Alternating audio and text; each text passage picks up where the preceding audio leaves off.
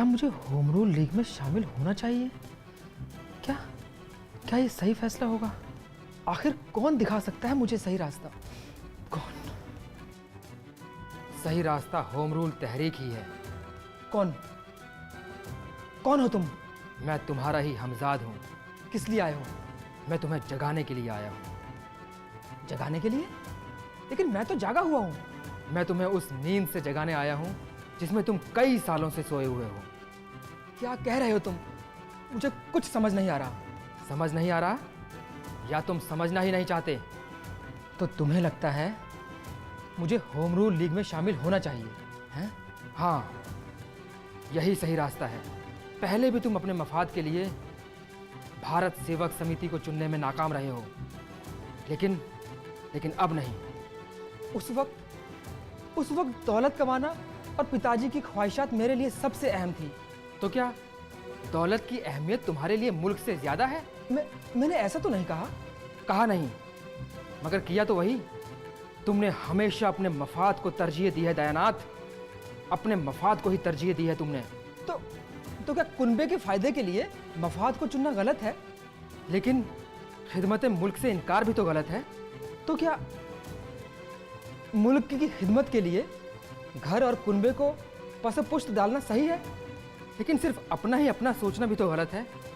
आज मुल्क के जो हालात हैं उनसे निपटने के लिए हर एक हिंदुस्तानी को आगे आना होगा।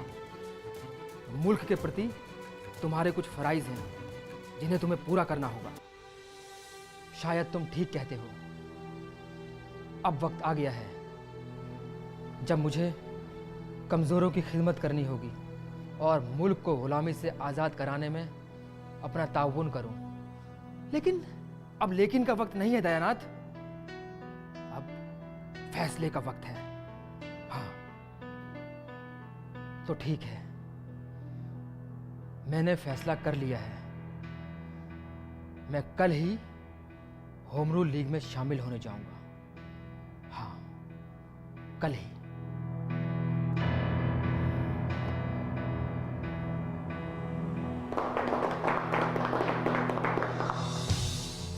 मैं आप सभी लोगों का तहे दिल से शुक्रगुजार हूं कि आप सभी ने आज भारी तादाद में आकर इस होम रूल लीग को कामयाब बनाया है और मुझे इस लीग का सेक्रेटरी नियुक्त किया है। मैं आप सभी को यकीन दिलाता हूं कि मैं इस जिम्मेदारी को पूरी ईमानदारी और लगन से निभाऊंगा। मुल्क की खिदमत के लिए मुझसे जो बन पड़ेगा वो मैं करूंगा। देश की आज़ादी के लिए अगर मुझे अपनी जान भी कुर्बान करनी पड़े तो मैं पीछे नहीं हटूंगा। एक बार फिर से मैं आप सभी लोगों का शुक्रिया अदा करना चाहता हूं।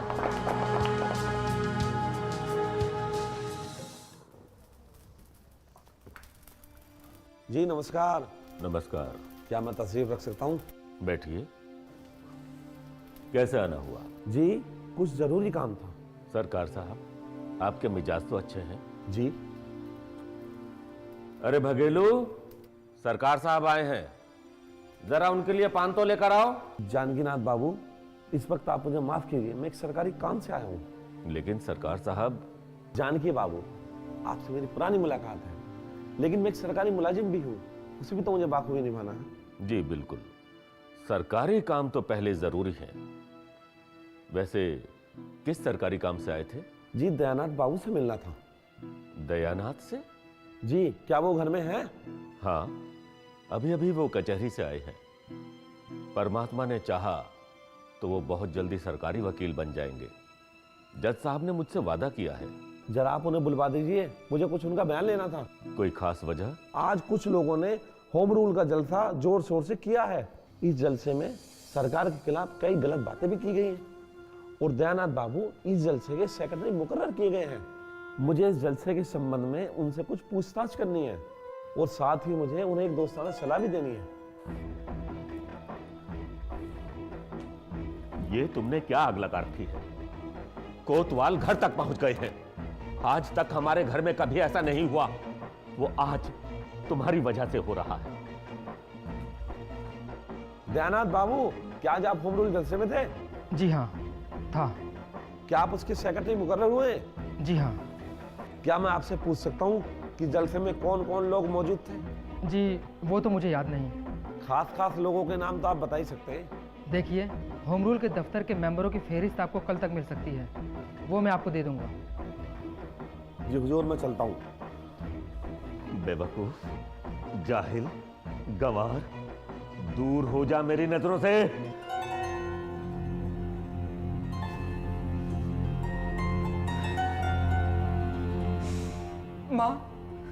माँ तुम तो अच्छी तरह से जानती हो मैं कुछ भी गलत काम नहीं कर रहा हूँ। मैं जो कुछ भी कर रहा हूँ देश की सेवा के लिए कर रहा हूँ, देश हित में सारे काम कर रहा हूँ। फिर पिताजी और सभी लोग मुझे गलत क्यों समझ रहे हैं माँ? क्यों समझ रहे हैं? अब मैं क्या करूँ माँ? तुम ही बताओ, मैं क्या करूँ? मैं कहाँ जाऊँ माँ? मैं तुम्हें ये कैसी खुराफातें सूझ रही हैं आजकल? अपने आप को ज्यादा अक्लमंद समझते हो? ऐसी कोई बात नहीं है पिताजी। देखो, मैं तुम्हें एक बात आज समझा रहा हूं। धोखा खाओगे धोखा, देखना वक्त पड़ने पर कोई काम नहीं आएगा। पिताजी सच कह रहा हूं। मैंने ऐसे पता नहीं कितने ही लोग देखे हैं जिन्होंने इस मुल्क पर अपना सब कुछ न्यौछावर किया, लेकिन जब मुकदमे में फंसे तो कोई पैरवी करने नहीं आया। लेकिन वो लोग ऐसे नहीं है पिताजी, और अब तो हालात भी बदल रहे हैं। देखो, मैं तुम्हें पहले भी समझा चुका हूं और फिर समझा रहा हूं। इन कामों से अपना हाथ खींच लो। पिताजी, अब तो मैंने ठान लिया है कि मेरी हर एक सांस, मेरे खून का एक एक कतरा सिर्फ और सिर्फ इस मुल्क के लिए काम आएगा, बस। ओ, मेरे मर जाने के बाद कुछ भी कर लेना, मैं देखने नहीं आऊंगा, लेकिन जब तक मैं जी रहा हूं मुझ पर रहम करो। लेकिन पिताजी, अब तो मुझे लगता है डरने वाली कोई बात नहीं है। मुल्क भर की इस मामले में एक ही राय है। देखो, जो हो गया सो हो गया। अब तुम एक खत लिखकर इस्तीफा दे दो। नहीं पिताजी, नहीं, मैं ऐसा नहीं कर पाऊंगा। इसका मतलब पिता पर बेटे का कोई हक नहीं। पिताजी, आपका मुझ पर पूरा हक है, और इसकी इज्जत करते हुए मैंने आज तक अपने आप को हर सियासी काम से दूर रखा है। लेकिन अब नहीं। अब तो पूरे मुल्क में बेदारी छा रही है, और अगर आज भी हम हाथ पर हाथ धरे बैठे रहे तो ये अपने अहले वतन पर सबसे बड़ा जुल्म होगा पिताजी, सबसे बड़ा जुल्म।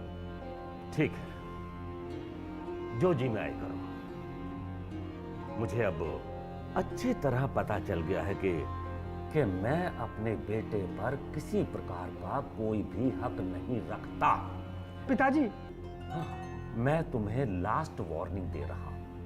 मैं अपने घर में पुलिस नहीं देख सकता, यह मेरी कुव्वत बर्दाश्त से बाहर है। तुम्हें सियासत में हिस्सा लेना है तो शौक से लो, लेकिन मेरे घर से बाहर जाकर। तो ठीक है पिताजी, जैसा आप चाहें। मैं आज ही आपका घर छोड़ देता हूं।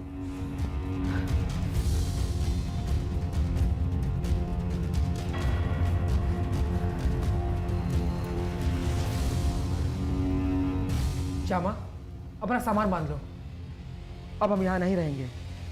मैं दूसरा मकान देखने जा रहा हूँ, तब तक तुम अपना सामान बांध लो। लेकिन ये तो बताइए, ऐसा क्या हुआ जो पिताजी ने ऐसा कहा? कुछ खास नहीं, बस मैं स्वराज्य सभा के जलसे में गया हुआ था, उसी के बारे में मालूमात करने कोतवाल घर पर आया हुआ था, और पिताजी को इसमें अपनी बेइज्जती महसूस हुई, और उन्होंने मुझसे कह दिया कि होम रूल लीग या घर में से किसी एक को चुनना होगा। तो मुझे होम रूल लीग अपने घर से ज़्यादा महबूब है, और मैं आज की रात भी इस घर में नहीं काट सकता। जब तक मैं वापस आऊँ तुम अपना बोरिया बिस्तर बांध कर रखना। आपको जाना है तो जाइए, मैं नहीं जाऊंगी। क्या तुम मेरे साथ नहीं चल रही? हाँ, मैं नहीं जाऊंगी। श्यामा, ये तुम क्या कह रही हो? तुम मेरे साथ नहीं चलोगी? हाँ, मैं इस घर को छोड़कर नहीं जाऊंगी। तो ठीक है, आज तक मैं कितनी खुशफहमी में जी रहा था।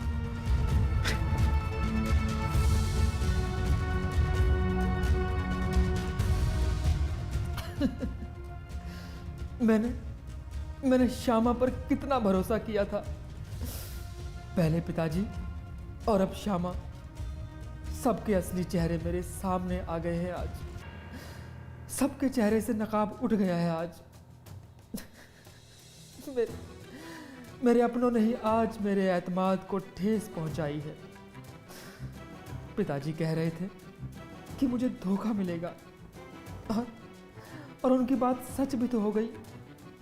मेरे अपनों ने ही मुझे धोखा दे दिया। गैरों के दिए धोखे तो फिर भी बर्दाश्त हो जाते हैं, लेकिन अपनों का धोखा।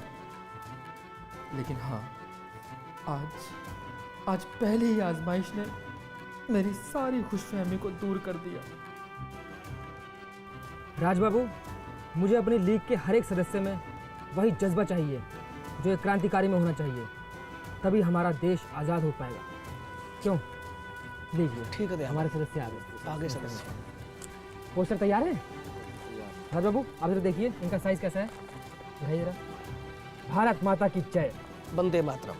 राजबाबू, अगर ये पोस्टर हमारे नगर के कोने कोने में लग जाएं, तो वो दिन दूर नहीं जब हमारे देश का हर एक नागरिक बोल उठेगा, भारत माता की जय और वंदे मातरम। मैं आपके काम से बहुत खुश हूँ। इन पोस्टरों को नगर के कोने कोने में लगा दीजिए, और हाँ, ये सरकंडे और झंडे भी ले जाइए और हमारे होम रूल लीग के हर एक सदस्य को दे दीजिए। ठीक है? आज़ादी की लड़ाई में उनका पूरा योगदान चाहिए। चलिए, धन्यवाद।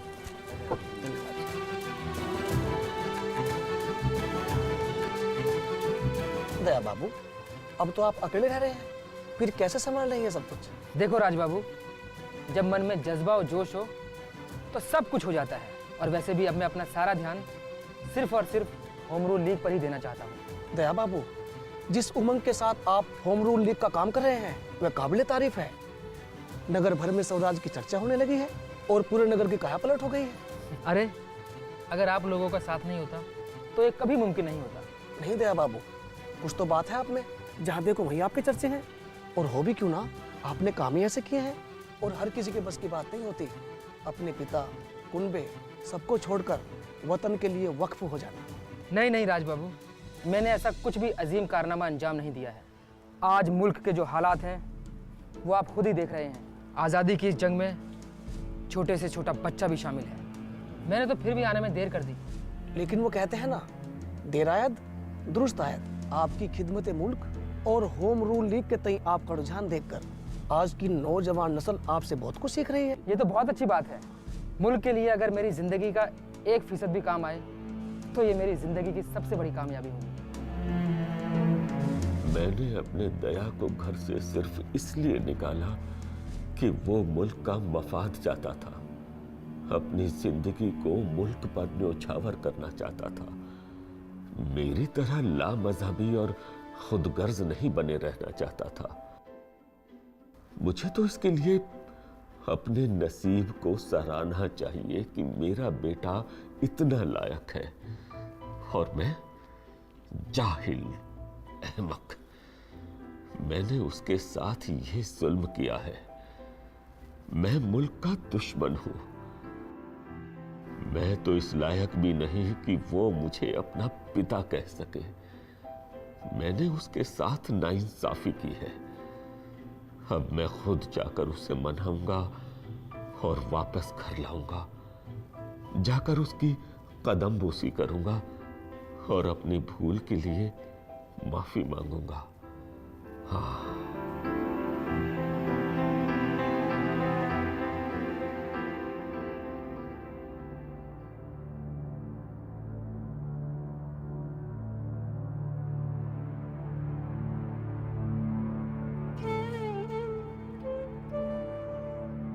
आज मैं नाकाम हो गया। हमारा बेटा हमसे बहुत दूर हो गया है। मुझे तो लगता था कि वो हमेशा मेरी बात मानेगा, लेकिन मैं गलत था। हाँ, मैं जानता हूं कि मैंने ही उसे घर से चले जाने को कहा था। उस वक्त मैं नाराज था, और आखिर मैं उसका पिता हूं। यह हक है मेरा। क्या उसे आकर मुझसे माफी नहीं मांगनी चाहिए?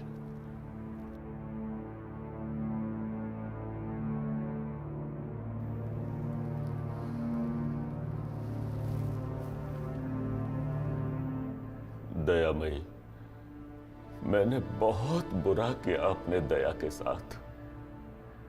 क्या उस वक्त नरमी से काम नहीं ले सकता था मैं? जिस बेटे के लिए मैं सब कुछ कुर्बान करने के लिए तैयार रहता था, आज मैंने खुद ही उसे घर से निकाल दिया। मुझे अपनी जबान पर काबू रखना चाहिए था। क्या सचमुच मैं पिता हूं? दयामयी, ये मेरा घर है। अगर है भी तो कितने दिनों के लिए? ये दौलत, ये शोहरत, ये इज्जत मेरे किस काम की, अगर ये मेरे अपने बेटे के काम न आ सकी? आज मेरे ही कारण दया और श्यामा जुदाई बर्दाश्त कर रहे हैं। लानत है मुझ पर दयामयी, लानत है, लानत है मुझ पर।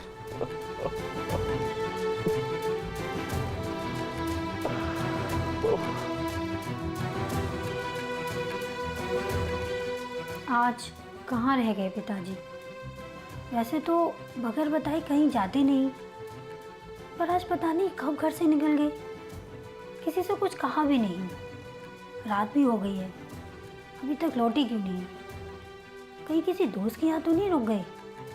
नहीं, अगर ऐसा होता तो किसी के हाथ ये इत्तला ज़रूर भिजवा देते। बाबूजी के कमरे में ये खत रखा था। बहू, अब इस दुनिया से मेरी तबीयत बेजार हो चुकी है। मैं इस दुनिया से किनारा कशी इख्तियार कर रहा हूँ। ये इत्तला दयानाथ को दे देना, और अगर फिर भी वो घर वापस ना आए तो उसी के साथ जाकर रहना। मैं अब कभी घर ना लौटूंगा। कौन जाने ये मेरी आखिरी मुलाकात हो। दयानाथ से कह देना मेरा जुर्म माफ़ करे पिताजी। पिछले कुछ दिनों से स्वराज सभा का काम और भी अच्छा चल रहा है। बिल्कुल सही कहा आपने दया बाबू, और ये सब मुमकिन हो पाया भारतदास जी की वजह से। कोई नहीं जानता उनके बारे में, लेकिन मुल्क के लिए वो जो कर रहे हैं वो बहुत ही काबिल तारीफ कदम है। ठीक कह रहे हैं दया बाबू। इस नगर के नामी गिरामी और मालदार लोग भी स्वराज सभा में जरा भी दिलचस्पी नहीं लेते। मदद करना तो दूर की बात है।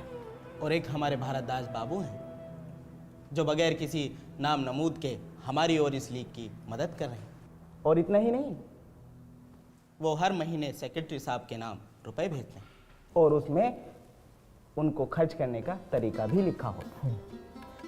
उनकी यही बात तो मुझे सबसे ज़्यादा पसंद है। वो जो रकम हमें भेजते हैं उसके इस्तेमाल का बेहतर तरीका भी बताते हैं।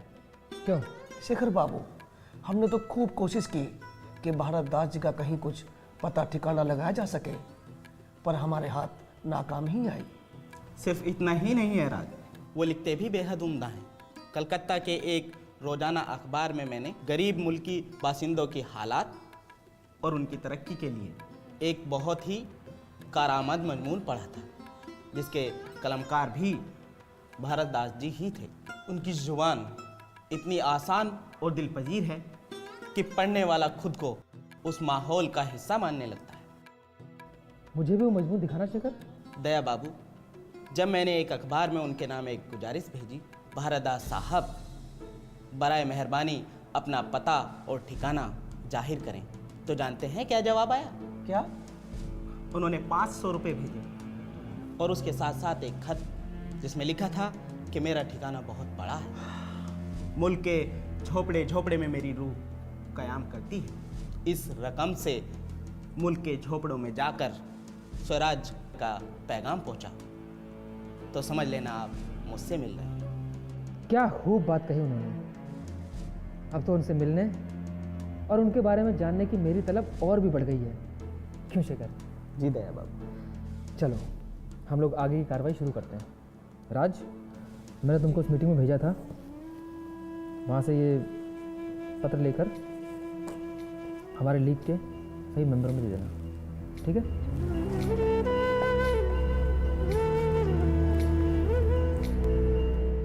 पिताजी की कोई खबर मिली?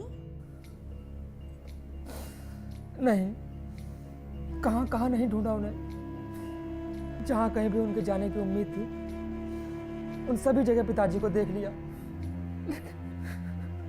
लेकिन पिताजी का कहीं भी पता नहीं चल पाया। आप फिक्र मत कीजिए, पिताजी जल्दी ही लौट आएंगे। इस सब का जिम्मेदार मैं हूँ श्यामा, सिर्फ मैं। काश मैंने पिताजी को समझने की कोशिश की होती तो आज पिताजी हमारे साथ होते।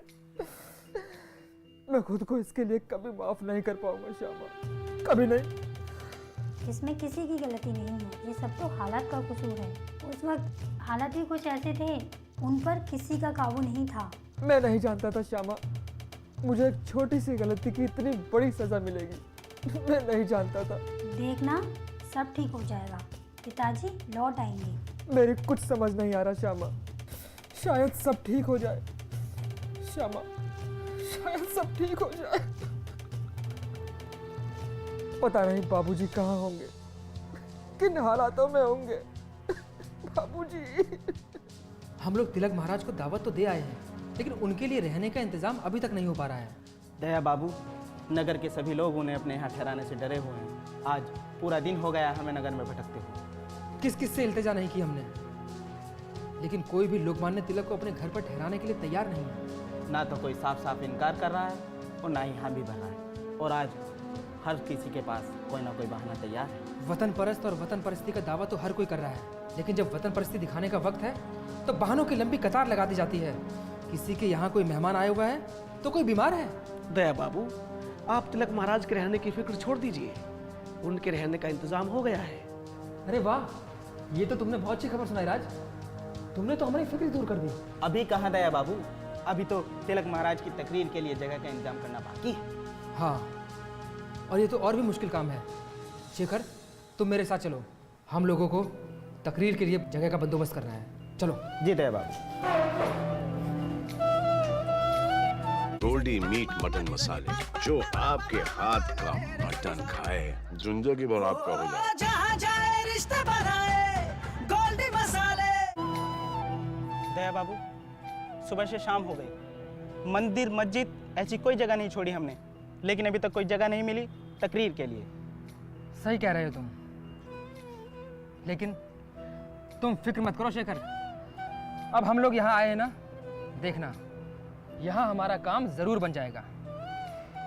वनमाली बाबू का ये अहाता कितना बड़ा है, देख रहे हो ना तुम। नगर के कई बड़े जलसे इसी अहाते में हुए हैं, और मैंने तो सुना है वनमाली बाबू बहुत शरीफ आदमी हैं।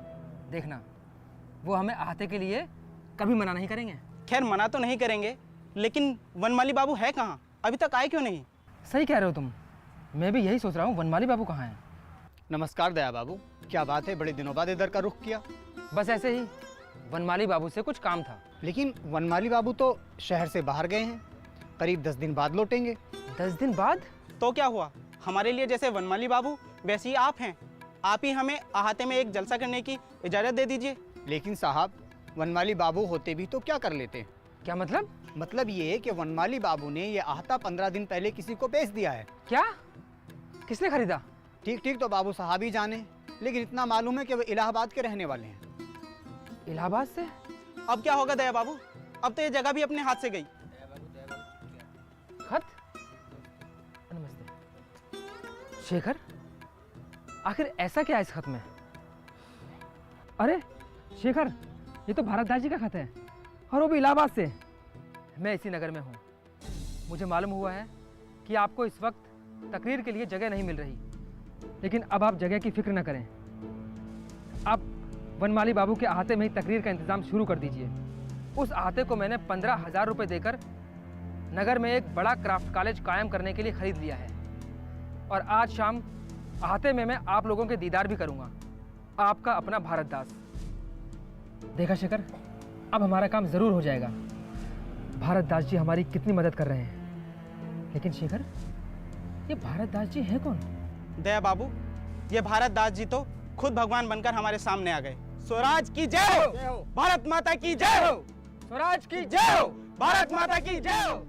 देखिए दोस्तों, आज हम सबको अपने देश की एकता और अखंडता के लिए एकजुट होना होगा। हमारे देश के अनेक वीरों ने इस झंडे के नीचे अपने प्राणों की कुर्बानी दी है। हमको इन अंग्रेजों को अपने देश से दूर भगाना होगा। हमको जताना होगा कि हमारा मुल्क सिर्फ हमारा है और इस झंडे के प्रति हमारा कुछ दायित्व बनता है। तो आओ दोस्तों, हम इस झंडे को नमन करें। लो, इस झंडे को लेके हम सब एक जुलूस में जाएंगे, ठीक है?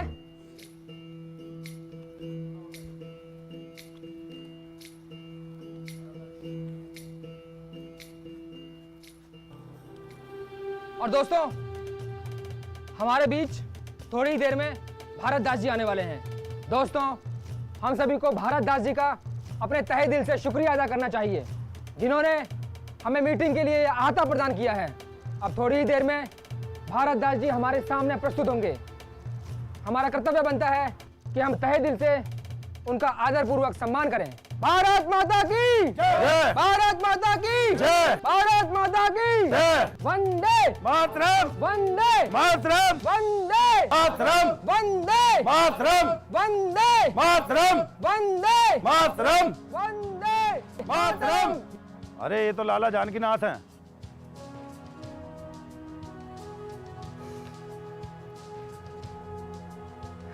पिताजी,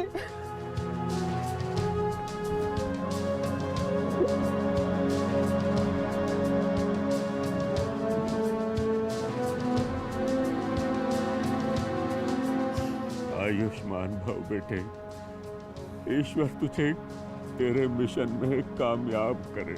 पिताजी।